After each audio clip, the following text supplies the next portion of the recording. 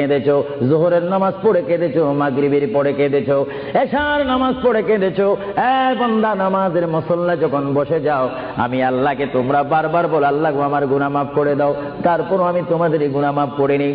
তারপরও তোমরা নিশি রাত্রে, মানুষ যখন ঘুমে যায়, তোমার বিবি যখন ঘুম যায়, তোমার ছেলে যখন ঘুম যায়, তুমি নিশি রাত্রে ঠান্ডা পানি দিয়ে ওযু বানিয়ে নামাজের মুসল্লায় বসে তুমি আবার যখন ডাক দাও, রব্বুল আলামিন, পৃথিবীর কোন মানুষ আমার গুনাহ সম্পর্কে জানে না, তুমি আমার গুনাহ সম্পর্কে জানো।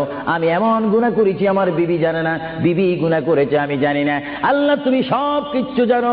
হে আমার প্রভু, তুমি আমাকে মাফ করে দাও। আমার আল্লাহ বলে, তারপরও যদি তোমাদেরকে আমি মাফ না করি, তারপরও বান্দা, তোমরা আমার রহমতের দরজা থেকে ফিরে যাইও না। আমি তোমাদেরকে হুকুম দিচ্ছি, ওয়ালাউ আন্নাহুম ইয যালামু আনফুসাহুম জাউকা